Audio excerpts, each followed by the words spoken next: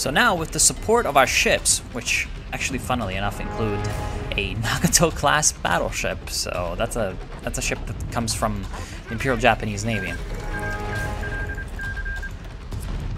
We can even attack into the coastal province and sort of win. As you can see, it says that the combat will last another few days, but we are quote-unquote going to win. Of course, it might not be this way. We would need to do some funky stuff to actually win this battle, but as you can see, we are there.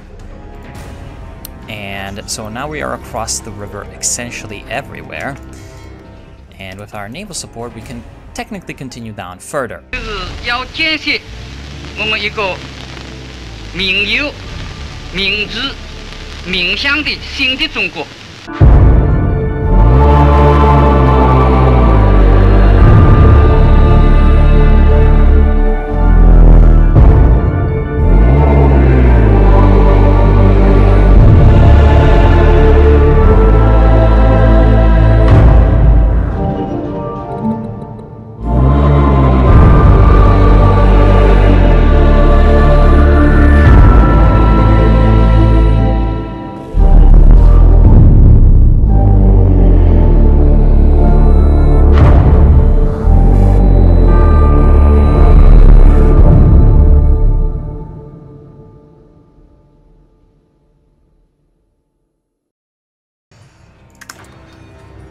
Now our transport ship research is finished, which is pretty much just like probably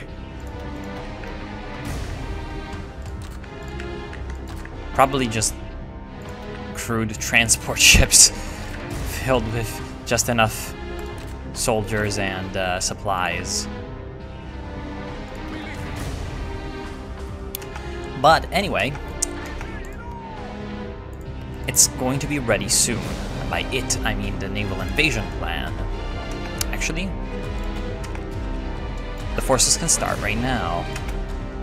60,000 troops landing all over southern and central Vietnam, which is hopefully going to be enough to destroy the Vietnamese devils. Now, the problem is, there we are, as these troops cannot really expect support from elsewhere in China. Oh. Counterattack.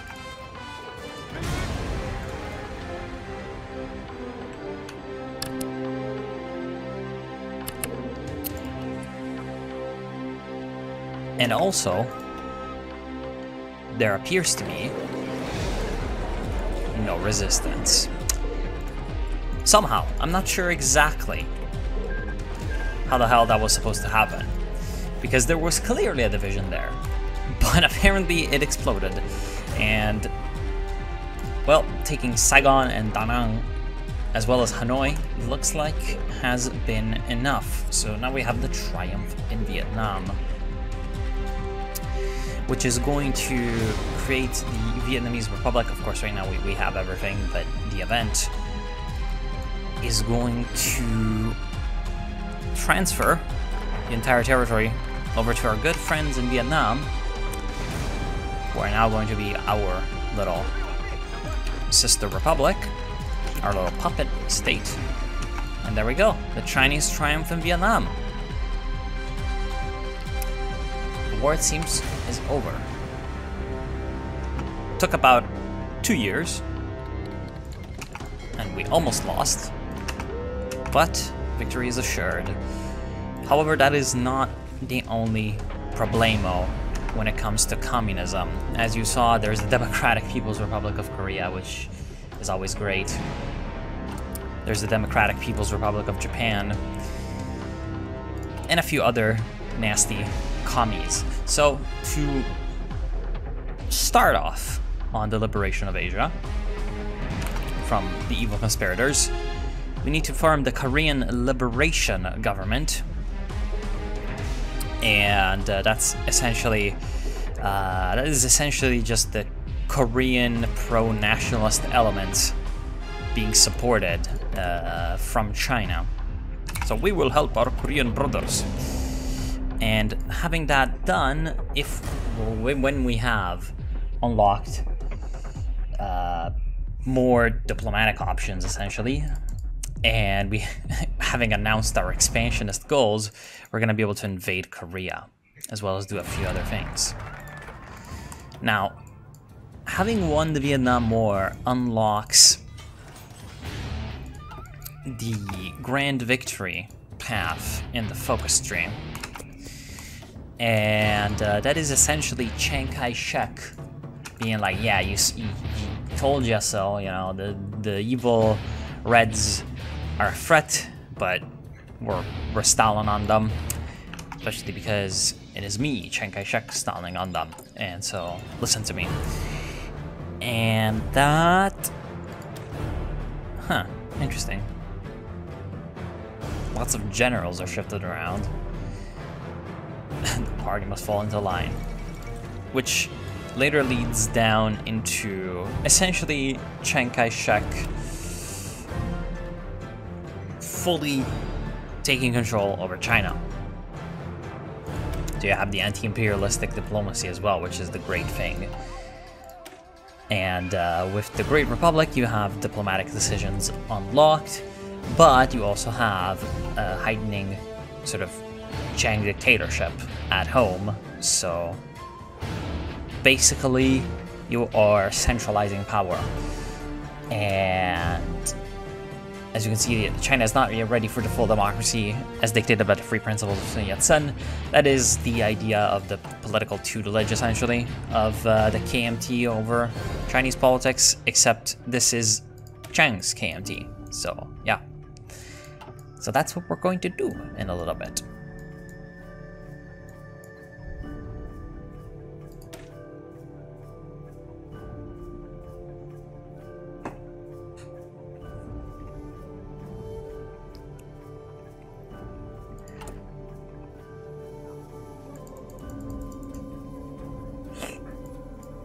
Now, essentially, all that is left to do, as I said, is to complete the focus tree, which deals with our horrible national spirits. You know, widespread poverty, corruption, crackdowns, inflation, famine, backwardness, and all that. But another interesting thing is the fact that we can do resolving the American question, which is about a certain person called Gan Jieho. So Gan Jieho was Li Congzheng's secretariat representative during Li Congzheng's brief reign as president, which is this weird period where essentially the KMT kind of ousted Chiang Kai-shek in the midst of the Chinese Civil War. While Gan Jieho's main task was to arrange Li Congzheng's schedule during his diplomatic visit, his position has granted him access into the secret underworld of Chinese espionage on American soil. Subsequently, Gan Jieho has made numerous ties to Americans sympathetic to the Chinese operations. So we're gonna need to deal with this situation because there's a bit of a diplomatic kerfuffle. So with accusations of treasons against Gan Jieho surfacing in Nanjing, he has realized the true motivation of the government's decision to recall him. While we have insisted that those were orders from the Chinese diplomatic service, Gan has refused to comply, purposely stalling communications and hiding his tracks. So essentially, he's seeking refuge in the United States, essentially. And that is a bit of an issue. That is a bit of an issue.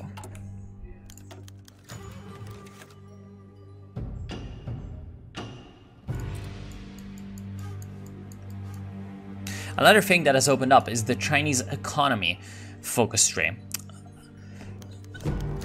And Gan Jieho's last stand. So surrounded by political enemies on our side, Gan Jieho is desperate to secure safety on American soil. Reports suggest that Gan has teamed up with disgraced Lieutenant Mao Bangzu, drafting a cunning plan to outflank their common enemies in both the diplomatic service and the CIC. It's a bit of a spy intrigue kind of game. Anyway, the Chinese economy part of the focus tree is now ready, and we can use that to combat the Great Famine. And what has the United States done? They helped leak papers indicating that the Chinese government is involved in corruption, embezzlement, illicit surveillance, and technological theft against the American population. Yes, and? Of course, this leads to a major falling out of relations between the Republic of China and the United States. And that's an issue. That's a bit of an issue. But what is also an issue is the fact that the Jiang family is not the one family. We're gonna make it become the one family. So essentially, in the past, China has been dominated by strong and significant families, and the old big four families of the Republic were Jiang, Song, Gong, and Chen. Now, Song in particular is actually connected to the Jiang family because Chiang Kai-shek's wife, Song Meiling, is a Song. So yeah. Ex-Admiral Cook charged. Chairperson of the Chinese Military Advisory Group, Charles M. Cook Jr., has been formally charged with treason for collaborating with a foreign power to undermine the legitimacy of the United States. Other American members of the advisory are also facing similar charges on the basis of treason. Huh. So, a bunch of Americans are being charged because they collaborate with China. Of course. The Americans show their incredible hypocrisy once again. So, a slow fire. The Chinese government is facing heavy scrutiny from a furious America. However, we are unprepared and lack the justification for open aggressions. While our networks are still operational, it is now under heavy threat from the American authorities. The United States are requesting our assistance in these investigations, and the leader, Chiang Kai-shek, is being pressured to respond. Backhanded cooperation or mutual understandings. Let's try to mislead them with backhanded cooperation. We must wait until we're ready to strike, of course. So, while the Chinese government has agreed to assist the Americans in their investigations, the information and testimonies provided by the Chinese government have proven to be indecisive, described by the prosecutors as purposefully misleading.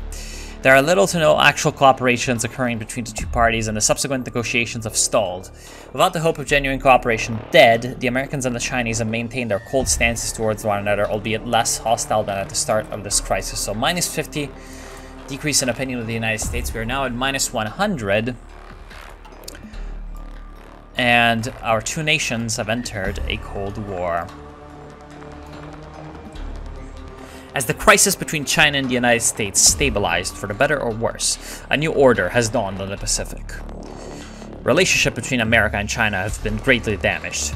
As of now, American and Chinese troops are formally barred from cross-training exercises, and Americans have been symbolically barred from Chinese airspace. While the status between the two are not one of hope and hostilities, these actions symbolize a new diplomatic rift between the two countries, with some geopolitical experts referring to the situation as a Cold War. So, China and the United States are heading further towards confrontation in the Pacific. We suspect, as good freedom-loving Chinese people, good China-loving Chinese people, that the United States is in fact supporting communism in Asia, or some fucking shit like that. This is probably what Chiang Kai-shek is talking about. And so we really, really mistrust the United States and their Western friends who are still occupying parts of China, of course. And in fact, in this timeline where the CCP hasn't won, it is fairly likely that a few of the foreign privileges and concessions that were handed out to the Westerners essentially by the Qing dynasty, and which were reluctantly kept around by the KMT for the vast majority of its rule, are still around. So China is feeling the sort of shame of the century of humiliation still tingling. And, well, I'm sure Chiang Kai-shek will want to sort of fan the Chinese revanchism against that. So, yeah, that's what we have to look forward to, I guess, in the progression of this 1000-week Reich campaign. And on that note, I'm definitely going to end the recording. I'm not sure if these were 2 episodes in this recording or 1 episode. I hope 2. But in any case, thank y'all for watching. Hope you've enjoyed, and I'll see you soon.